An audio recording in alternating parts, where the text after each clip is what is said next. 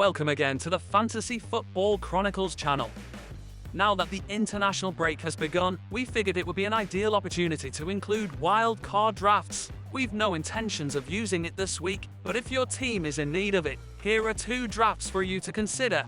On the same note, regular Gameweek 5 uploads will resume on the following Monday. Right then, let's get into it. If you want to play it safe, this draft is for you, as most of the picks are template. This, however, shouldn't stop you from considering it through, as it features many heavy hitters. Leno has contributed to Fulham's somewhat respectable start, and the team still has a number of promising upcoming matchups to look forward to. He has more saves than any other goalie, having 22 to his name thus far. Mark Flecken is available as a backup to Leno for the weeks in which Fulham plays Crystal Palace and Tottenham.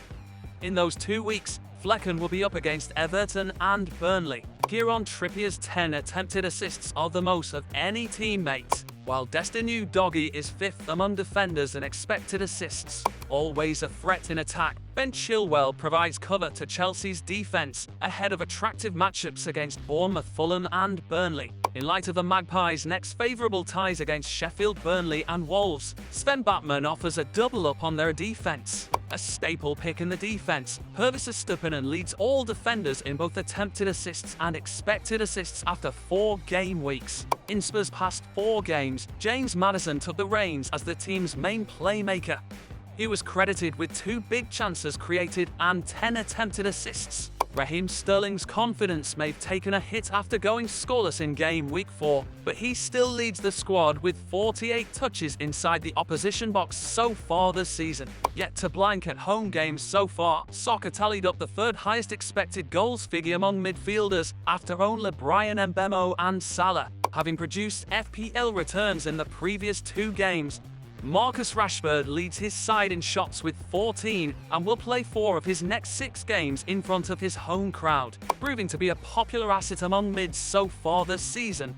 Bryan Mbeumo leads all midfielders in big chances created and expected goals. As expected, Erling Haaland is selected in the draft.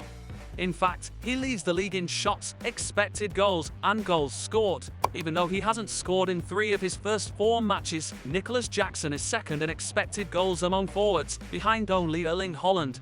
Only Haaland and Visser have taken more shots in the box than his 14. Near a 4.5 forward has carved out more goals this season as Cameron Archer's 2, whose spectacular debut for a Sheffield United attracted a lot of attention. This draft will mainly be a 4-4-2 setup, with exceptions to game week 7 onwards, where you're likely going to shift back to the 3-5-2 formation. Since the emphasis on the bench is strong in this draft, you'd have to bench players accordingly to their respective fixtures. Here's a visual guide showing the recommended benching and starting status for each player. After setting a 6 weeks projection, we'd encourage saving it for a future use. We're strong advocates of proper rotation to maximize points potential. For instance, you'll find yourself benching popular assets like Bryan Mbeumo in Game Week 5, giving his tough fixture against Newcastle away from home. If you desire to move in a different direction from the crowd, you may find the 2nd draft more suitable. There were 8 adjustments, so let's go over them. At a price of only 4.1 million, Alphonse Areola is a steal, considering he's joint 4th with Vicario and Turner in saves total with 16. Among goalkeepers so far this season, with 4 defensive changes already made, Pedro Porro replaces Destiny Doggy.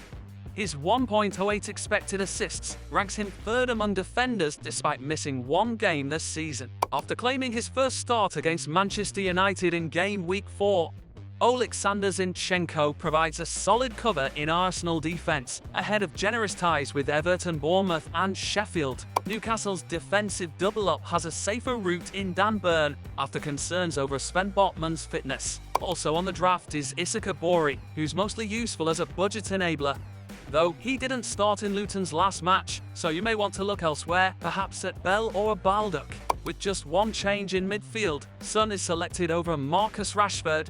After a slow start to the season, the Spurs talisman scored a hat-trick against Burnley in Week 4. He provides a double-up on Tottenham attack. Spurs are 2nd only to Brighton in terms of shot attempts this season. Alexander Isak is also in this draft.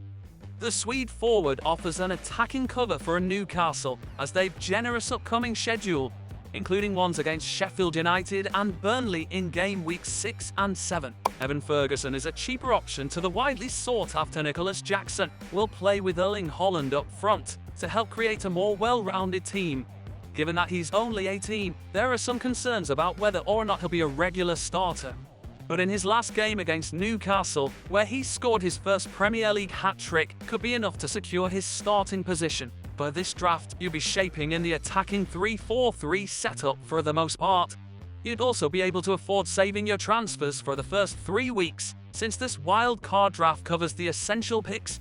From game week 7 onwards, you'll eventually revert back to the 3-5-2 setup, as fixtures get tougher for Brighton and Tottenham. Here is a helpful visual to guide you in your starting and benching dilemmas for each week. After setting 6-week projections, there'll be inevitable bench points in this draft, but the team as a whole is well-rounded. As we've discussed before, planning your bench in advance allows you to optimize points and eliminate last-minute benching headaches. So, if you end up going with this draft, you'll want to have that graphic around for a reference. We appreciate your viewing. Those drafts were probably beneficial, weren't they? So if you enjoy the content uploaded to our channel, please subscribe and hit the like button. We do read all of your comments, so let us know in the comments if you think we overlooked any players in our drafts. As always, we'll be looking forward to seeing you at the next one.